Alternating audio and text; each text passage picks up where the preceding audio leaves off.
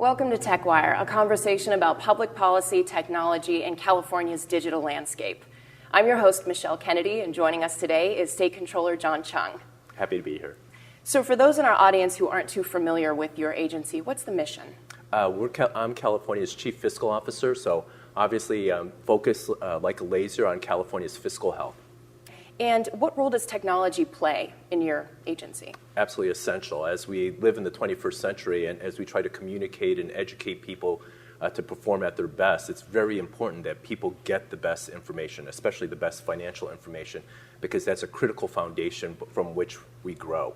And so whether it's using technology to inform people, whether it's using technology to improve our processes, it is at the heart of what we need to do to become more effective as the state's chief fiscal office. What role will technology play in the future? We have critical elements every single day. So whether it's informing local residents of what's happening in their jurisdiction, so creating websites and creating the avenues by which they can secure that information, to how we get ahead of the demographic challenges, the financial challenges, and how you use business intelligence, how you use different types of tools to provide that information. We are melding technology with the processes in the controller's office to optimize the benefits we can provide. You're obviously really passionate about transparency in state government. Talk about that. Oh, absolutely. One of the things I started early on in my tenure as a state controller is that I started posting the state's financial information on a monthly basis. What's the state's cash position? What's the state's revenue position? What's happening with our expenditures? Because we don't want people to be blindsided. They're heavily dependent on schools, on healthcare, on public infrastructure. Those all depend on the dollars that come through the state's treasury. And so we wanted to make sure that people had access. We saw what happened when the financial institutions collapsed here in the United States of America. So many innocent people were in harm's way, and they were impacted deeply. And we wanted to make sure that the state didn't do the same thing to our residents that some institutions did to the people of the United States of America. You also created the Public Pay website. Tell me about that. Oh, it's absolutely fantastic. It's the most comprehensive public pay website in the United States of America. We're leading the pathway by which citizens can get information about how much government costs, what services are being provided by their local officials, or how much they're paying for those services provided by local officials. We continually update that.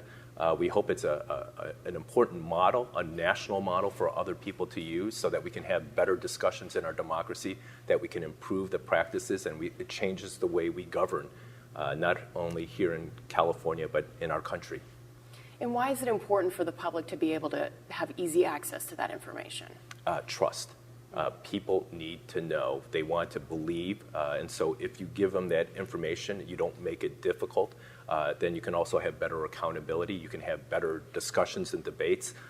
We've chose a form of government here that involves people on a daily basis, or optimally involves people on a daily basis. And so if you want them to have enlightened discussions, better perceptions, a better perspective, you have to get that information out to them. What are some of the challenges that you've dealt with using some old computer systems, specifically the state's payroll system? Well, it's just like any other. You're going to have to overcome a lot of hurdles. The government systems can be incredibly complicated. So are some of the private sector systems. And so it's how do you bring people together to understand a constantly changing environment? How do you maximize what you do so that you bring technology into these rapidly developing areas, especially in the public sector where you serve everybody? And you recently introduced this IT procurement task force. Why is this special? What is it? We want to make sure we're up to date, 21st century.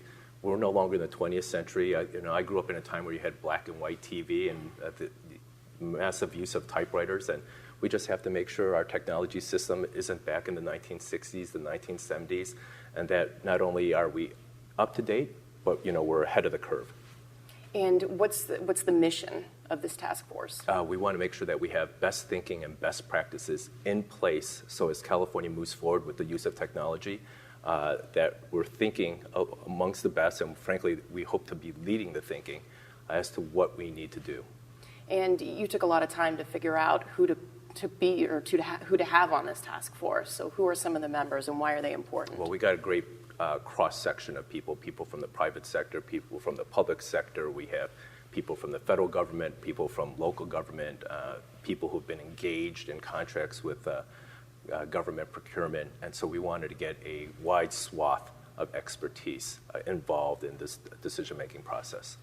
And there are some people from tech, some specifics. Who are some of these people? People from the White House, the Department of Defense, local state government in the Pacific Northwest, people who have been here in government here in California, and also in the private sector. And how often does the task force meet, and when will some work be complete or recommendations be made possibly? Well, they have a draft report. Obviously, they're going to talk to interested parties because they want to make sure that they procure additional expertise for a thorough review, and hopefully it's out very soon. So as far as the report's concerned, do you think that it could ever be turned into a bill or some sort of legislation? Well, we have critical involvement. We have the governor's office, the state's office of the technology, my office, so we all critically care. And so I'm sure we're going to push this very aggressively to make sure that the state updates its practices. All right. Anything else that we haven't covered that you'd like to talk about or bring up? No, I think you covered it, and I just wish you continued success.